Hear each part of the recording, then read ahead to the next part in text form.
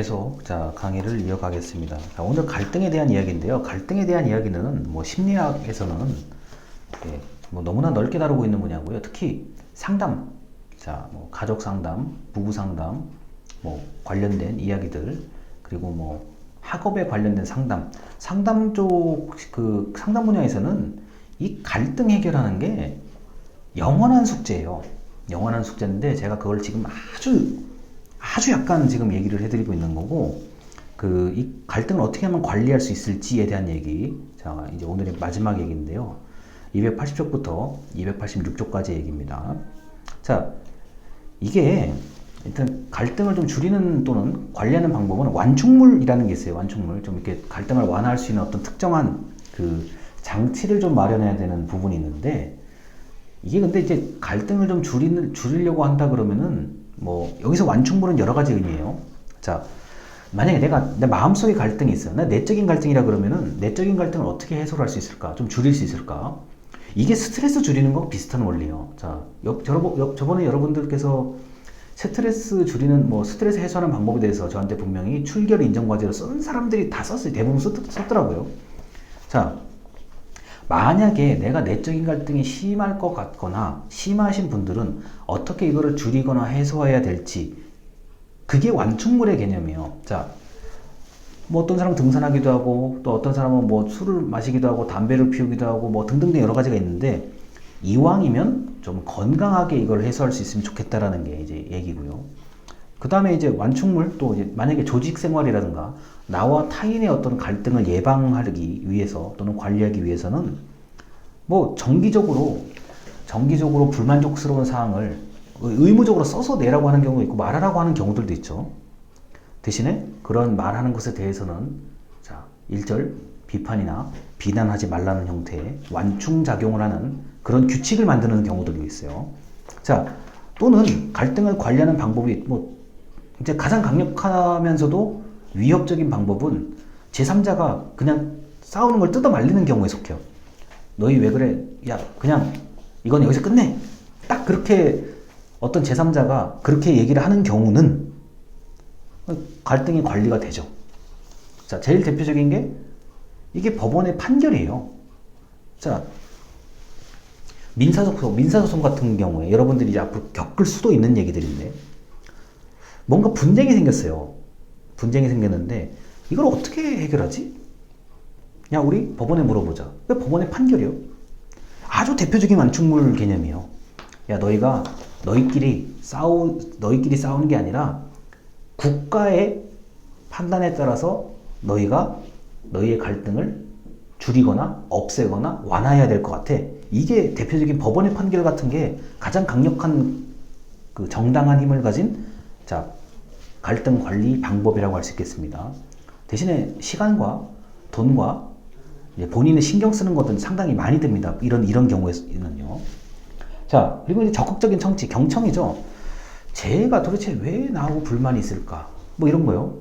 이럴 때는 본인이 좀 감정 조절을 잘 하면서 적극적으로 경청을 하는 태도를 보여야 되죠.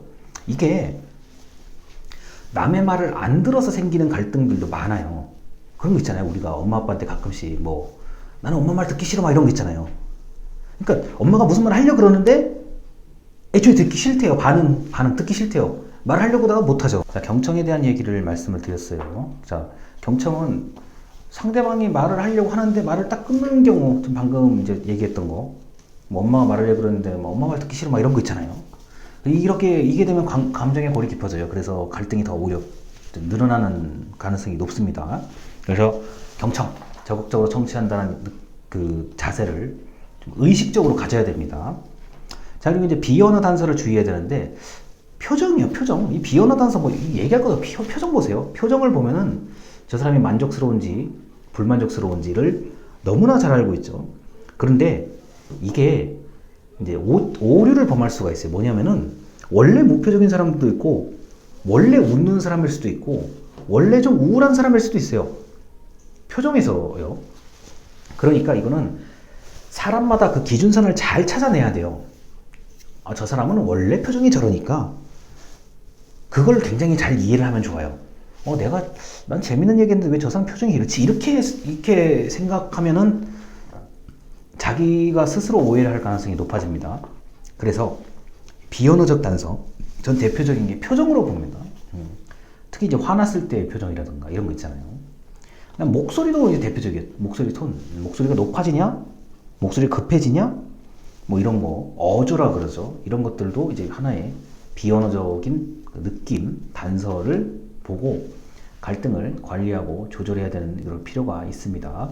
자, 근데 여러분들께서 이제 이런 게, 이거도 이제 그 공무원이라는 직업이 어쩌면 자기 자신과 공무원이란 직업, 공무원 자기 자신과 공무원이란 조직 내에서의 갈등 관리도 중요하지만 이 공무원은 불특정 다수의 시민과 국민에게 무언가를 해야 되는 사람들이거든요. 그렇기 때문에 이 시민들, 주민들 간의 갈등도 한 번쯤 고민을 해보셔야 돼요. 이 갈등이라는 건. 그러니까 공무원인 나 자신은 아무런 현재 문제가 없어요. 아주 좋죠. 그런 사람이면. 그리고 내가 속한 조직에서 아무런 문제가 없어요. 뭐 적당한 인간관계와 뭐 일도 괜찮게 잘하고 뭐 칭찬도 받고 뭐 실수도 안 하고 뭐 인간관계도 나쁘지 않아요. 성격적으로. 자, 그런데 이게 그 공무원이 근무하는 지역에 뭔가 싸우는 일들이 너무너무 많아야 해결해야 될 민원, 그러니까 그 예전 말로는 이게 좀 묵어있는, 민원이 묵었다라는 표현을 쓰거든요. 그러니까 어디 가도 해결하기 어려운, 어르신들께서는 닳고 다른 민원이라는 얘기를 합니다.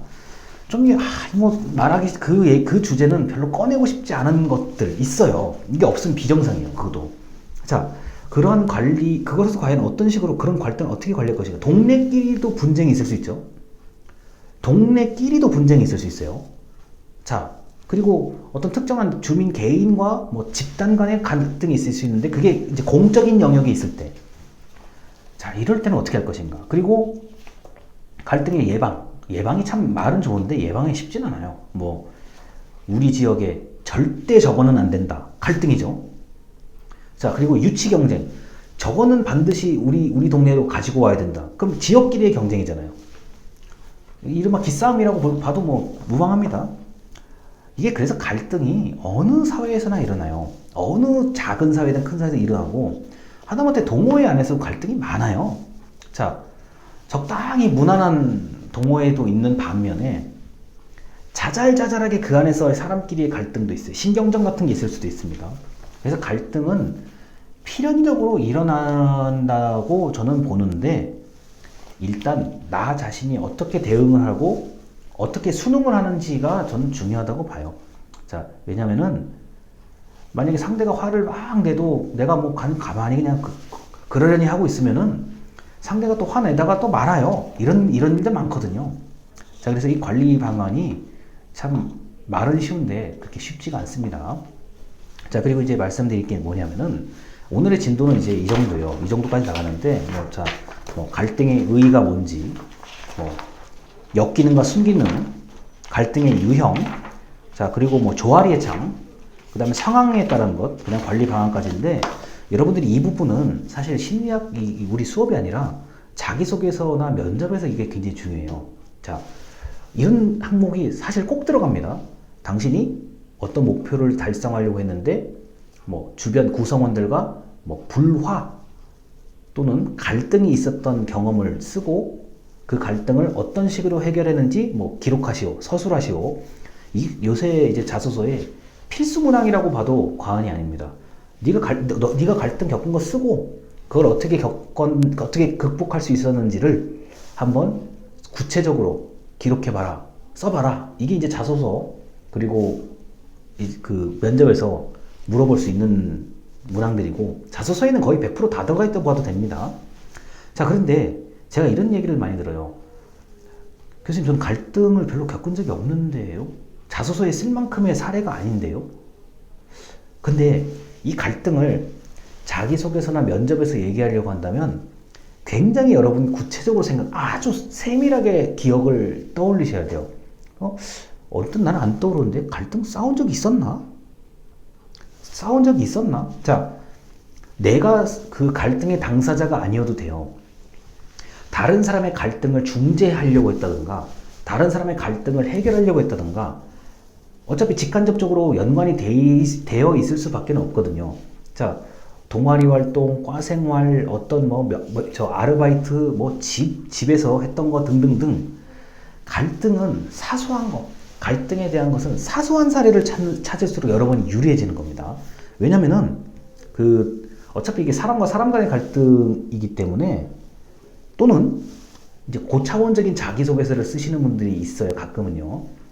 내면 갈등을 이제 정말 쓰는 경우가 있어요. 내가 상사는 A를 하라는데 나는 A를 하면 안 되고 나는 B를 해야 될 거라고 생각을 했다. 뭐 이런 거요. 자, 다시. 내가 아르바이트를 하는데, 자, 사장님은 A를 하라고 얘기를 해요. 또는 관리자는 A를 하라고 얘기하는데 내가 봤을 때는 A를 하면 안 되고 B를 해야 될 것 같다. 이것도 내적 갈등이에요. 자, 이런 사례를 구체적으로 기억을 되살리시는 게 무엇보다도 갈등에 관련된 자소서 면접 대비의 핵심이라고 보시면 되겠습니다. 그러니까 어렴풋이 갈등 사례를 좀 여러분이 자소서에 쓰거나 면접에서 말을 하면 100% 되묻는 질문을 받아요. 그러면 이제 여러분들이 거기서 당황하기 시작하죠. 자, 자소서는 뭐 이런 거죠. 갈등 사례? 이게 뭐야? 잘 모르겠는데? 이렇게 써서는 잘 모르겠는데? 자, 읽는 사람이 잘 모르겠다 그러면 점수가 좋게 나올 수가 없어요.